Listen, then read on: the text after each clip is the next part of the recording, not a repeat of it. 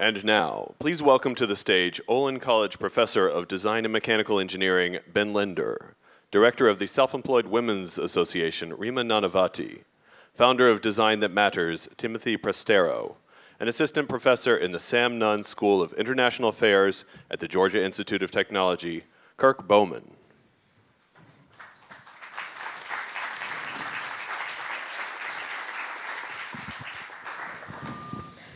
Hello, everyone. As you heard, my name is Benjamin Linder, and I'm an outsider. I'm working to reduce poverty here in the United States and internationally in multiple places. These are places outside of or adjacent to my personal, cultural, socioeconomic, political, and technological experience. I'm doing this for and with insiders.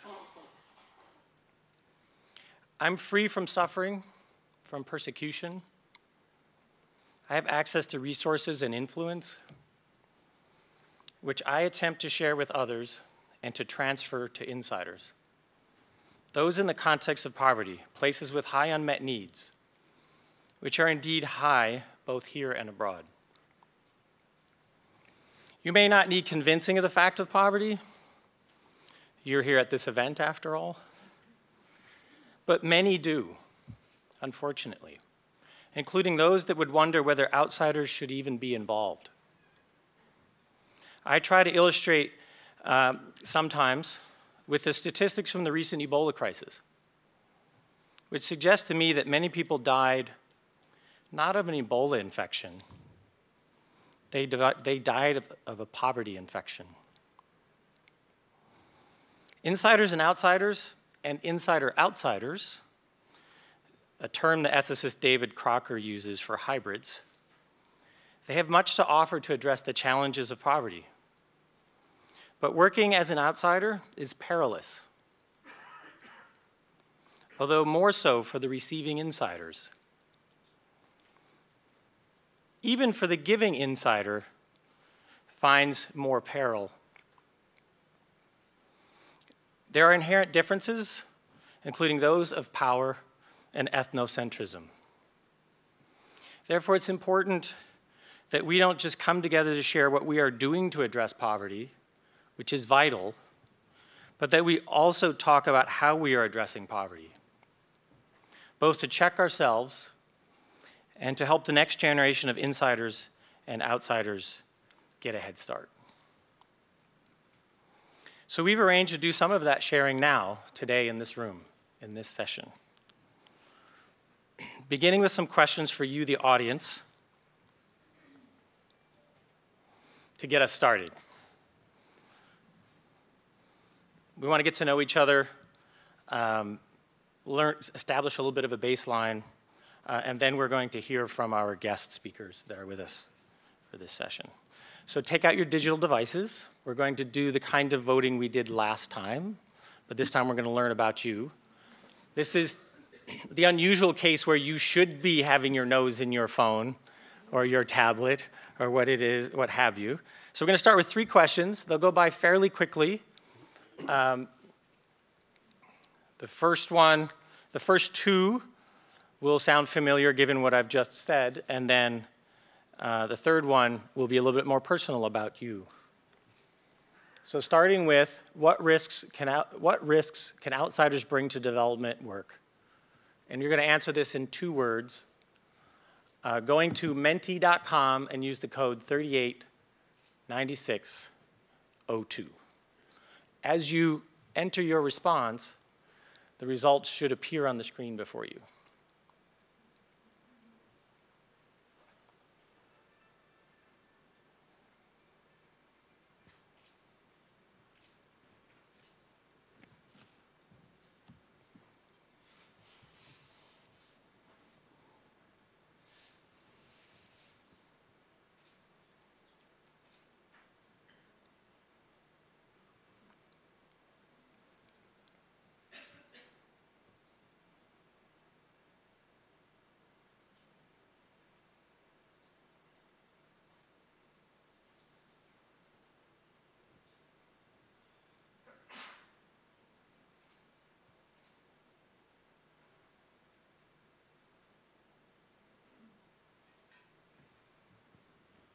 believe you have two entries. You can make more than one. If you want to reinforce a word you see on the screen, you have a second option.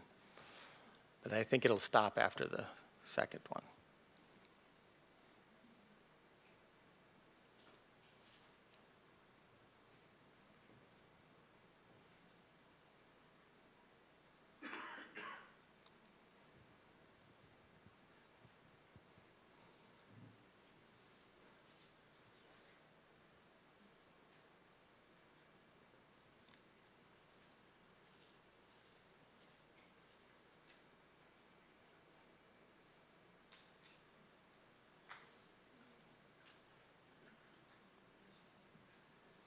Okay, well, another 30 seconds. You're a great audience. This is fascinating. And we're going to ask you later some related questions, so it's worth making note of what we see here, because it can inform some of our thinking going forward.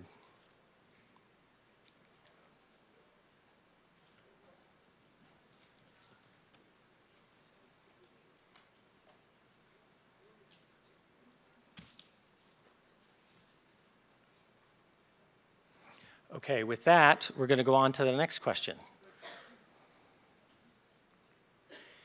What benefits can outsiders bring to development work? So we switched from risks to benefits, also 1 to 2 words, and you may start. The code is 389602.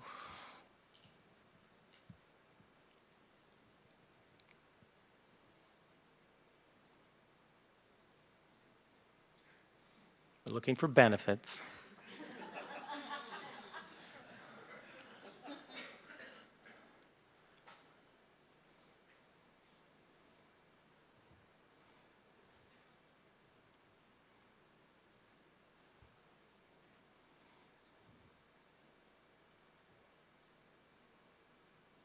Realize as you watch these, this is a chance for us to learn from the wisdom of the crowd. It's also a chance to wonder, are we in an echo chamber or not? So it's important to think about what we're also not hearing or not seeing here as we go forward.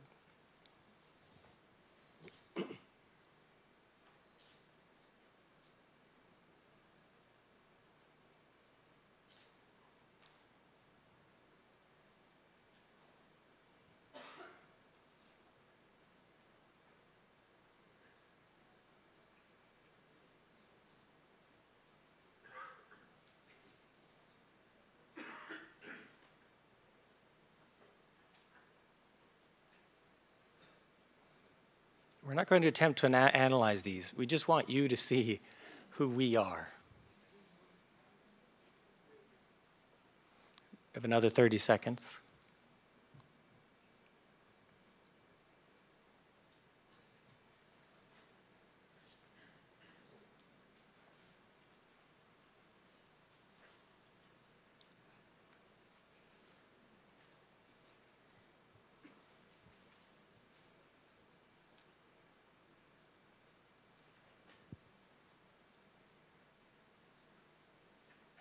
You were much faster this time. So we're going to do one more. And I said this one is a little bit more personal, and it won't take as long, and you'll see why. Are you an insider, an outsider, both, neither, or don't know?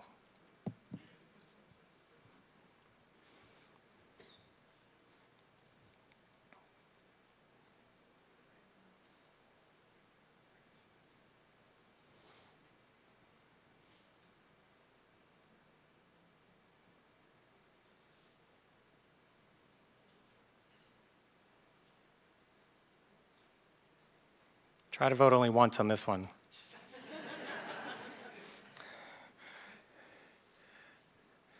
Thirty more seconds.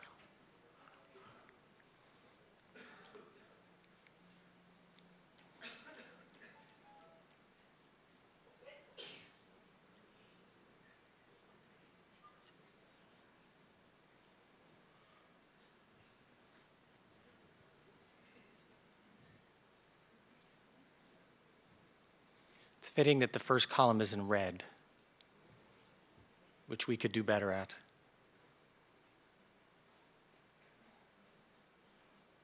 and it's very hard. Okay, thank you so much for participating in those first 3 questions. Now that we know a little bit more about each other and as a community, we're now going to hear from our 3 speakers, starting with Tim Prestero from Design That Matters.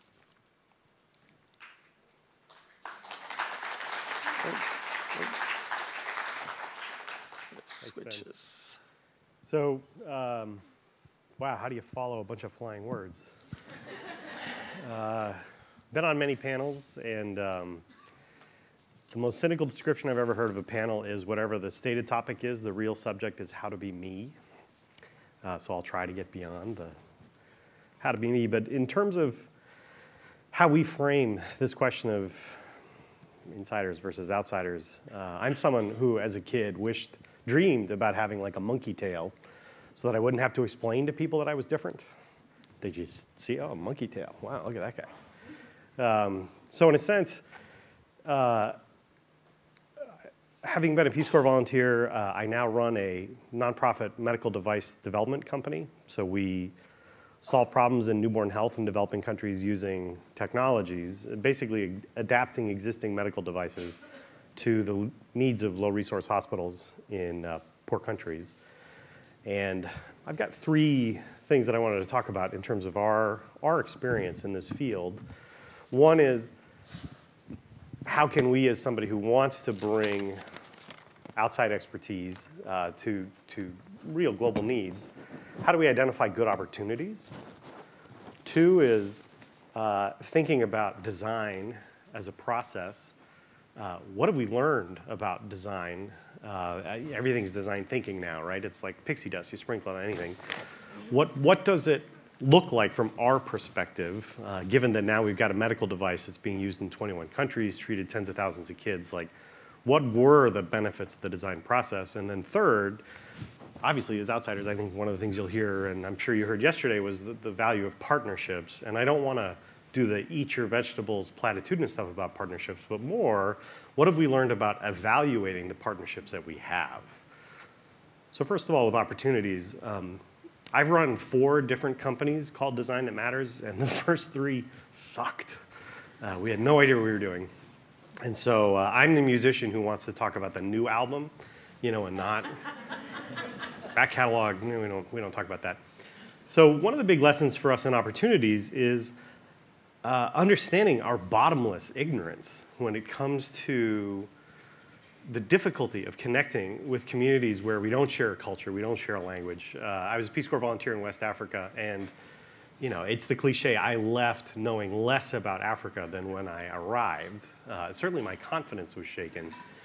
In terms of an opportunity, we found that global health has this wonderful quality where we're not asking people to try something new or to change their behavior, but rather we're finding doctors and nurses, caregivers, in low-resource countries who have already committed to applying sort of a foreign method, meaning Western medicine. So I'm not going to India and trying to talk people out of Ayurvedic medicine. I'm not going to China and trying to talk people out of traditional Chinese medicine. But rather, we're finding doctors who are providing care and just struggling because none of the tools that they have are designed for them.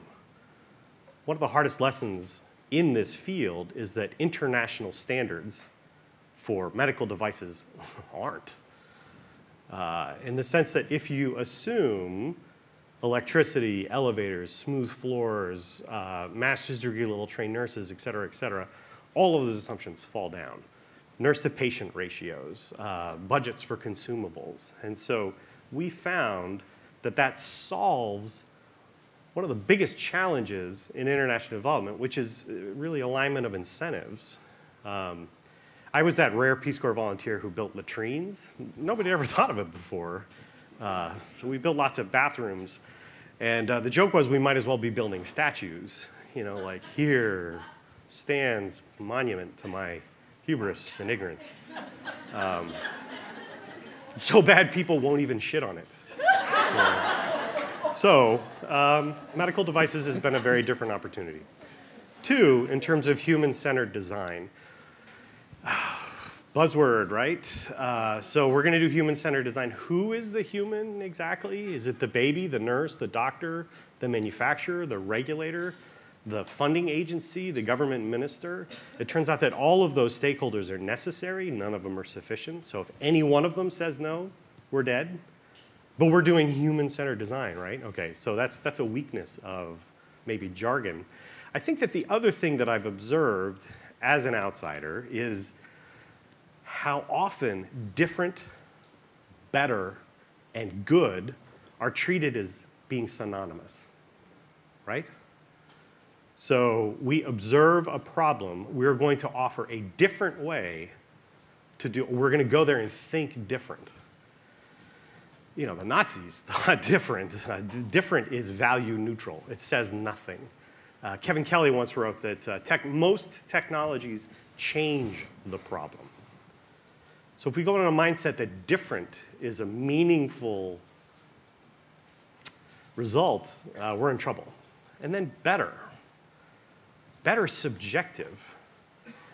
You know, so our solution could be better than the existing solution, but neither one of them could be good, right?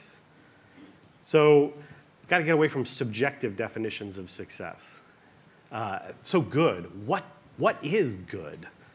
How do we objectively define what good looks like? And that's where I think human-centered design comes in.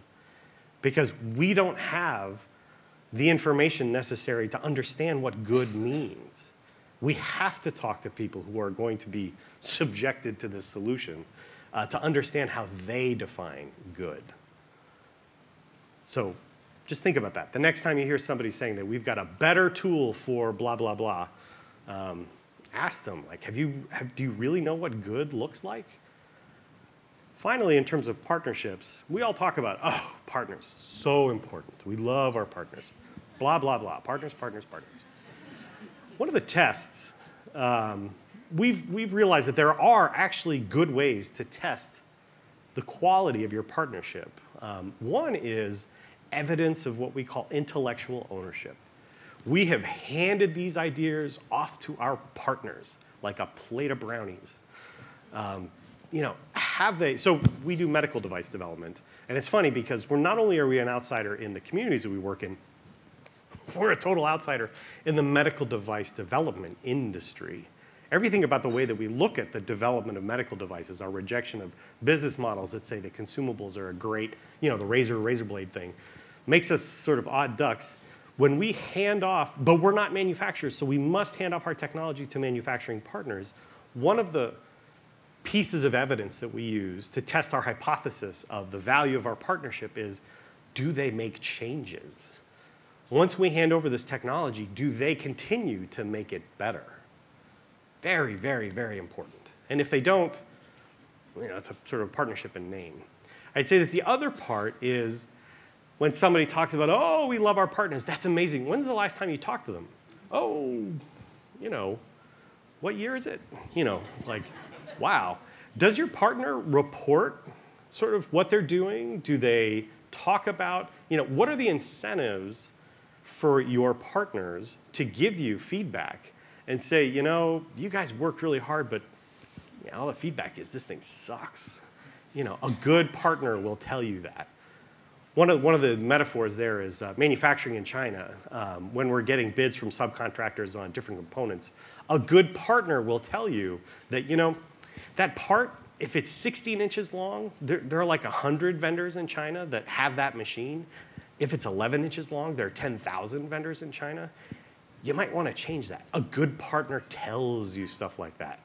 An indifferent partner says, boy, these guys are going to spend a lot of money. So again, I think that understanding what the opportunity is and have you framed yourself to compensate for your weaknesses and your sort of lack of knowledge about the context in which you're working.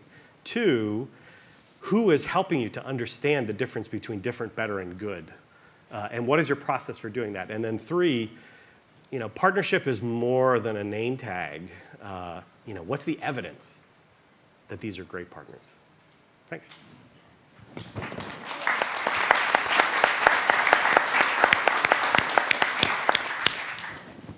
Thank you, Tim. We will now hear from Rina Nanavati from Sewa. Namaste, good morning. I'm a complete insider, and I talk to you here on behalf of our 2 million members. I'll be very soon showing you who those members are. These are all women workers in the informal economy in our country, India, where I come from. So these are vegetable vendors, head loaders, incense stick rollers, Indian cigars. I don't know. Do you have the little box? Well, I think we are in the technocon, so technology has to. So I think the 2 million insiders that I represent today, and on whose behalf I'm going to talk about how technology really changes the lives and livelihoods. These are vegetable vendors, head loaders, incense stick rollers, Indian cigars or BD rollers, construction workers, salt miners, agriculture workers, and all insiders would be very familiar. These are all very, very active, hardworking, excellent risk takers. For them, innovation is a means of survival. It's their coping strategy. They innovate day in and day out. So I think what here technology really means is that how does technology become a tool for economic security, a tool that leads to the empowerment of our members? How does it help them, increase their incomes, their employment opportunities? How does technology convert itself into a means of livelihoods? So I'm going to show you a small video, and then maybe we could guess what was an insider technology development and what was an outsider technology input, and how it worked and how it did not work. So maybe we can see the video.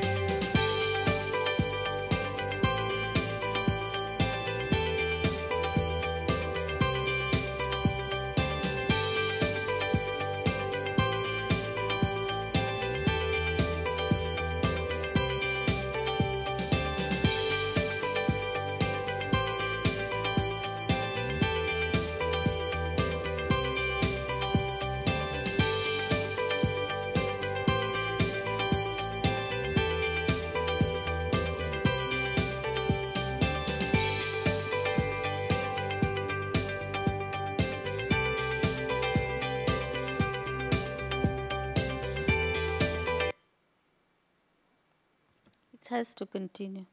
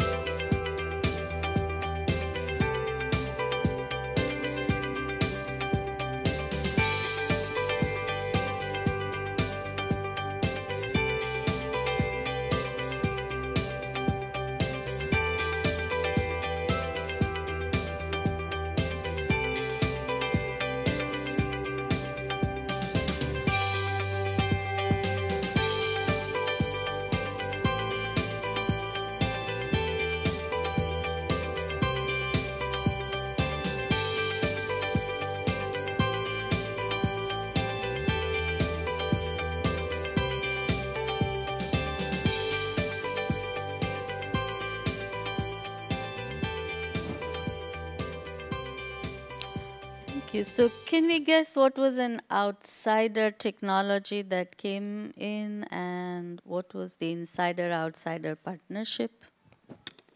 We had 3 or 4 different approaches. An outsider bringing in technology to address an issue. There was an outsider-insider partnership, and that really transformed the incomes and earnings.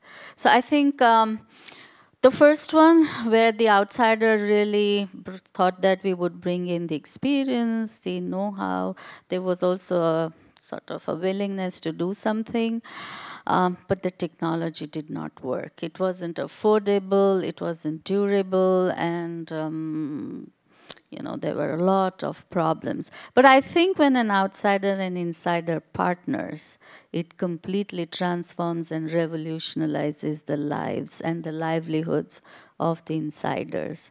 And that's the biggest lesson that we have learned from our experience of bringing in design, bringing in technology to scale up the innovations.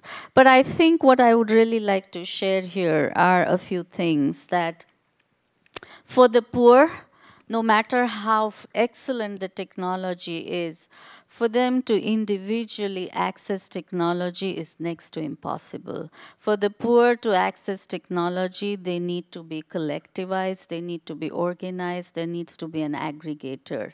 And so I think that's the first and the foremost lesson that we've learned from our experience of SEVA. That whether you are in the urban community, whether you are in the rural communities, but for the poor to individually access technology is still a far cry. The second biggest lesson that we've learned is that both the insiders and the outsiders, we need to be very open. We need to be ready to unlearn, relearn, and carve out our path to bring in the best technology solutions, which will either help scale up the innovations of the poor or help them design a system or process, which we could see in our agribusiness supply chain of Rudy, where we partnered, you know, with the outsiders, the multinational corporations, the software giants in our country, and we built a whole robust agribusiness supply chain. Everybody thinks that microfinance, what's a big deal in it? But even today, if a poor woman is putting in her savings, it doesn't reach her savings account in more than 3 days it takes to travel. So what kind of technology do we bring in? And I think that's what are the 3 major learnings that we say. And I would just like to end that the future for technology, design, and innovation in our part of the world is going to be in online retailing, where the poor will have to play a big role, and how can design and technology. The second big area where design and technology and innovation has a major role to play is for women to have access to energy, and the third is still the area of digital and financial inclusion. Thank you.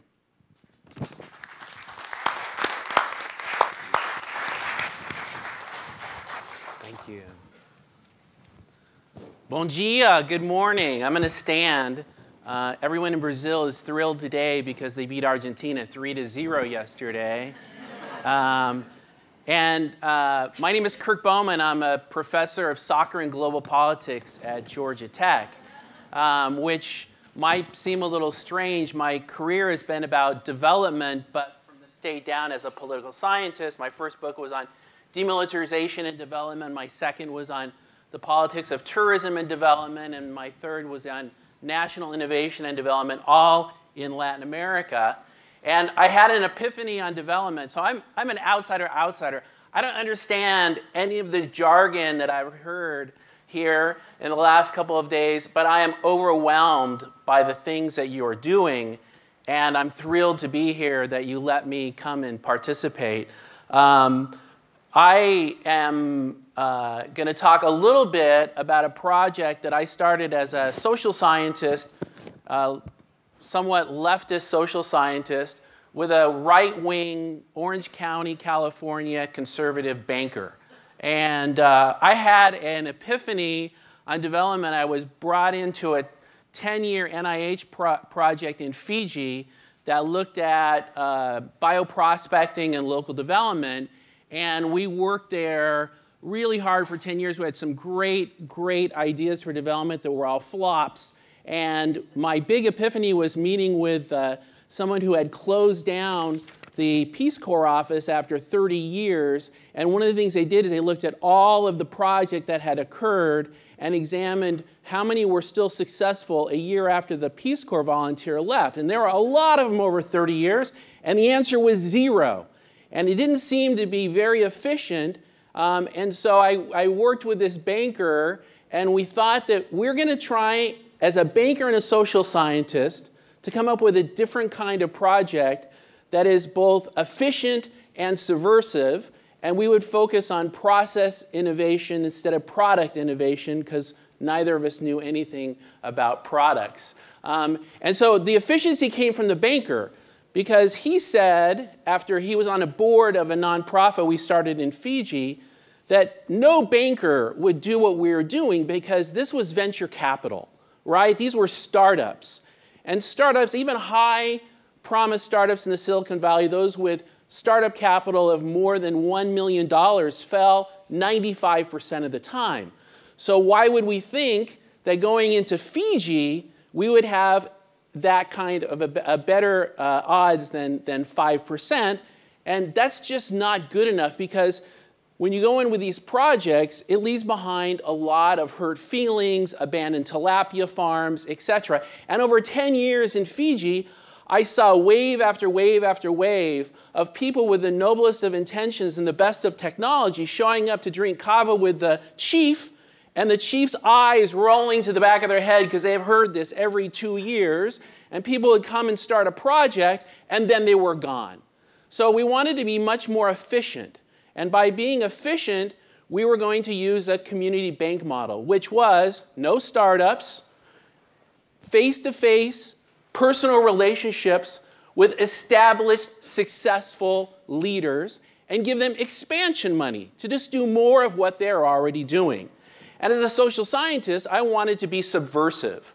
What do I mean by subversive? In my experience in Fiji, I saw that the person with the money and the idea and the product was almost always the star, the superhero, and their local partner was the sidekick. So we were going to try and invert that and make the local partner always the superhero, and we would merely always be the sidekick in our organization, which we called Rise Up and Care. So what did we do? We went to Brazil. I do a lot of work in Rio de Janeiro, and I already knew some of these partners, our superheroes, that had been successful for at least 10 years, that were in the favelas, from the favelas, that took no advice or consulting from anyone in the United States or Europe, and that used high-level performance to transform youth. It could be badminton, it could be circus, it could be dance, etc. So we find these organizations, and we meet with them for a long time. We kick the tires, and we give them expansion grants. Since they're already running for at least 10 years, everything's already functioning. You give them an extra $25,000 a year for 4 years, and you have immediate impact that you can immediately measure. Then we decided we have to celebrate these people for themselves, for their community, and for the world. So we decided to make old media, films. And we said, if we're going to make films, they got to be awesome films, because film now is very democratic. I could buy a camera and a computer, and I could make films, but they would be crap. So we were able to run into Katja Lund. Have any of you seen City of God? Katja was the co-director of City of God. She's worked 20 years in the favelas of Rio de Janeiro. And we convinced her to make 5 highest quality, film festival quality, 1-hour documentary films. And we're going to show you one of the trailers of one of our 5 groups now, if it works.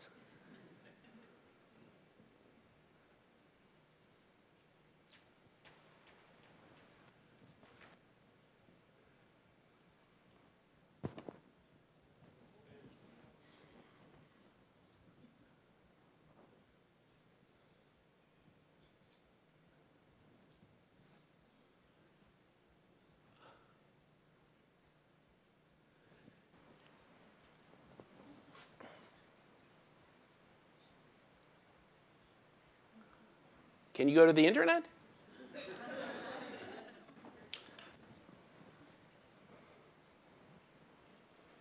We have this problem at Georgia Tech also.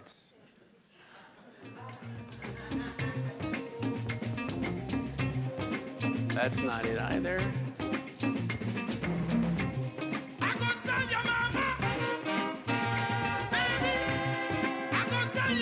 Can you go to the internet? www.riseup.care. Go down. Keep going, down. No, stop that one, stop that one. So stop it. And then go down. And do this one. This one is right here. Finish up here.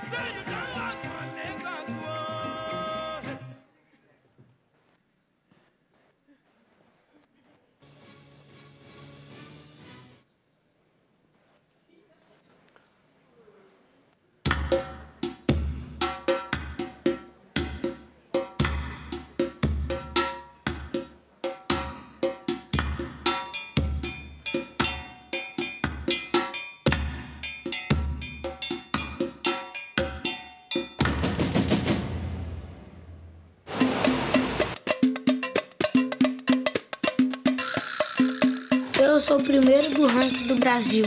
Badminton, que esporte é esse? Tinha um brejo. Aí vai assim, Ramos, vamos construir alguma coisa aqui. Passar pra frente o que nós aprendemos, que nós ganhamos de bom na vida. E badminton dá pra você ser alguém na vida, a senhora sabe, né? A gente fica com a peteca, né, e não deixa cair. Queria fazer um trabalho realmente que ele pudesse extrair o que as crianças têm de melhor. Só que eu tô vendo eles pulando corda e eu vi estresse. Não é prazeroso pular corda. As crianças não estão se acostumando, então pensou, o samba. Essas crianças moram lá, todo mundo sabe sambar. Não é verdade. Por que você está sambando? Ah, pra me deslocar mais rápido na quadra. Aí ninguém acreditava. Aí quando chegava na quadra, então eu vou começar a fazer também. E ela acaba executando um movimento extremamente avançado, de uma forma bem suave. Esse ano já fui para Estados Unidos, Finlândia, Dinamarca, França. Eu quero ser campeão olímpico brasileiro. Também tenho que alcançar o meu limite. O meu limite não é ficar em segundo. Tiago, a gente precisa fazer com que essas crianças sonhem. Elas precisam ter sonhos. Badminton não é um lazer. Aqui é uma escola. Escola, badminton, casa. Escola, badminton, casa. Que esse seja um começo de vários começos, né? Eu tenho certeza que tem pessoas que têm milhões, bilhões, mas de repente não tem a felicidade que eu tenho.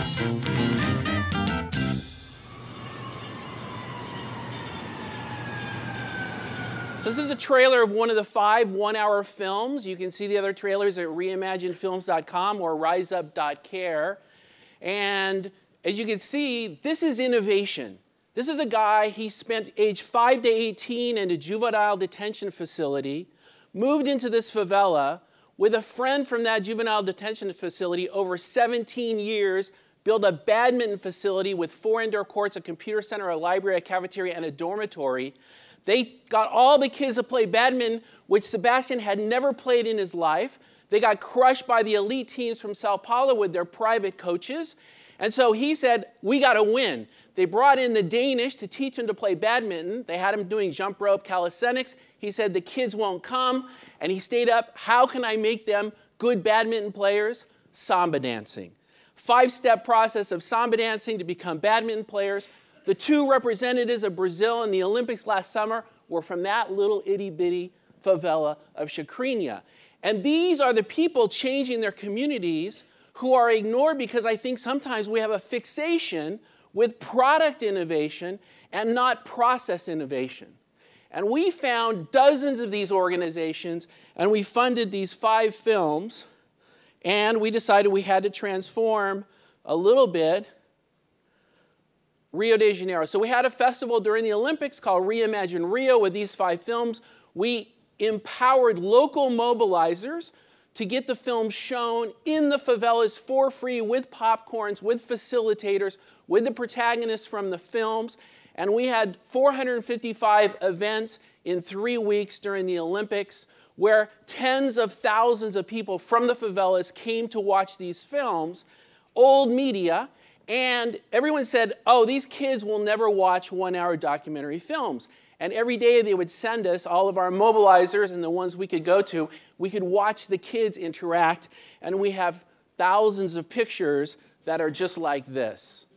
Thousands, because it's the first time they have seen protagonists like them shown in a positive way in the favelas of Rio de Janeiro. So we have lots of data on our impact, but the impact we like is the interocular diffusion method of seeing this over and over and over again. This was a pilot project, and this was 100% self-funded by our board of directors, which is myself and my friend, the conservative banker. Fortunately, I convinced him of the power of being progressive. He paid 99.9%, and I paid 1%. And it was a huge success. We were in 200 media around the world, every newspaper in Brazil. The pride in the favelas was elevated, and the self-esteem, and the kids in all of these activities. Now, so many other kids are joining these high promise, high performance activities in Rio and beyond. So now we're off to Colombia. We just got back. We're starting a 10-year, $10 million project to be part of that historic process of changing the dialogue and the narrative in Colombia from war and violence to something peaceful and positive. There have been 8 million displaced in the last 53 years in the Civil War, 250,000 killed, but Colombia is a magical place. Peace is coming. It's not coming from the top down. It's not coming from the peace accords and if they have a plebiscite or not. It is percolating up through thousands of organizations like these and the richest set of community media organizations we have ever seen. And so we're really excited. We're certainly not going to bring peace. We're such a small organization. We have no office, no employees. We don't even have, we have a mailbox. And my laptop. That's what Rise Up and Care is my laptop and a mailbox. But we just got back and we are convinced that this process can play a small but critical part of weaving together what's happening on the ground with the insiders and helping to shift this narrative from something that's violence and war to something very positive and help enrich the civil society that's percolating, bubbling, optimistic, and transformative in Colombia. Thank you.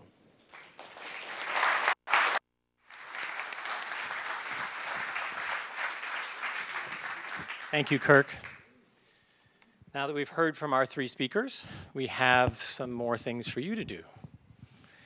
And that we want you to have an opportunity to talk about and think about what you've just heard. And to do that, we're going to have a paired discussion in the audience. So if you could turn to someone you do not know, if you could introduce yourselves, and discuss the different roles we can play as insiders and outsiders. Okay, thank you for that. That was wonderful.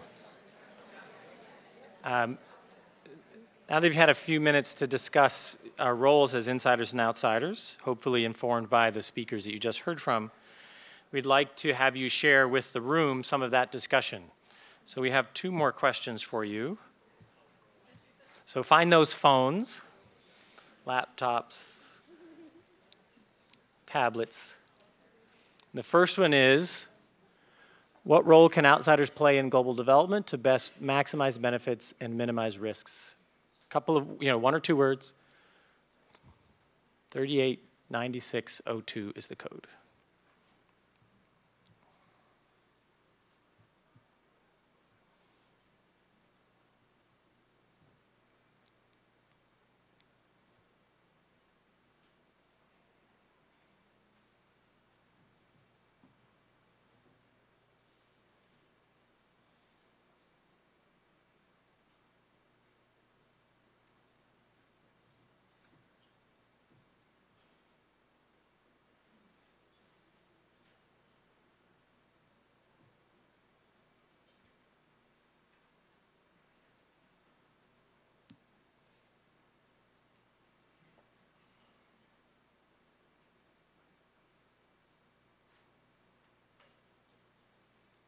It should probably still be moving.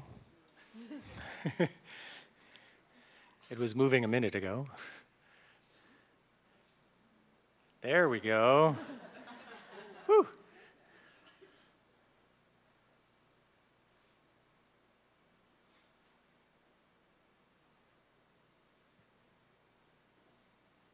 We'll probably just have to refresh it a couple of times.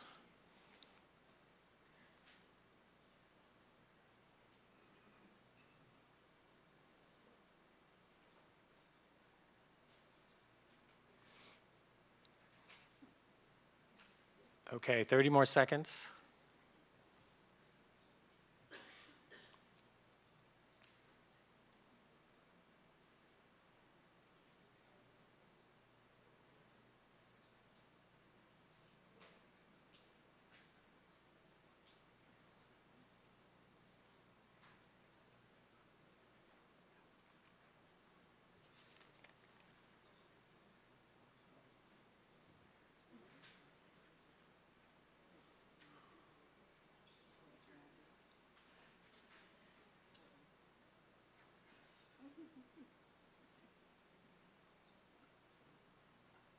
Okay, thank you. Take a second to see what we learned.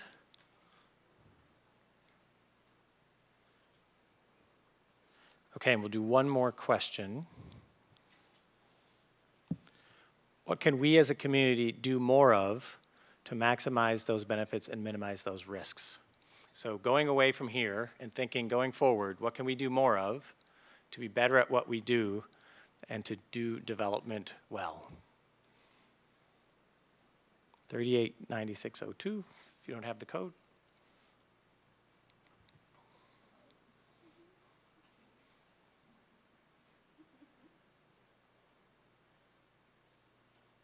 And this is what we're trying to do more of.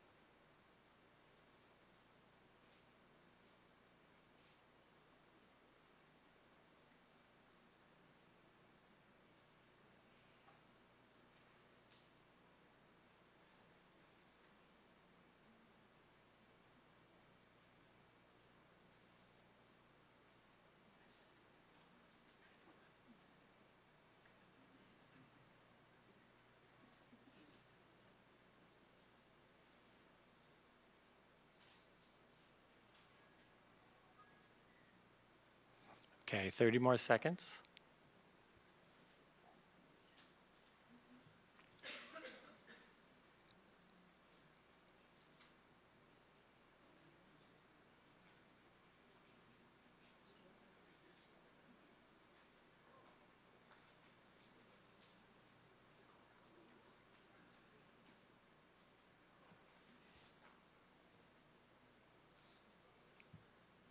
Okay, thank you very much. Take a second to just look at what we learned from found from this one.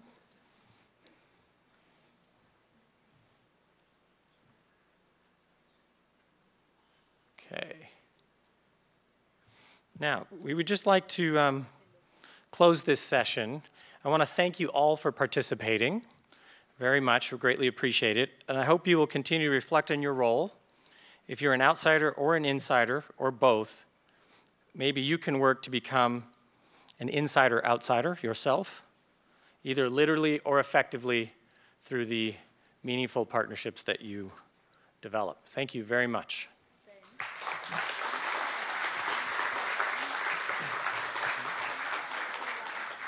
You will be able to find those slides we generated on Twitter. Look for the hashtag TechCon2016.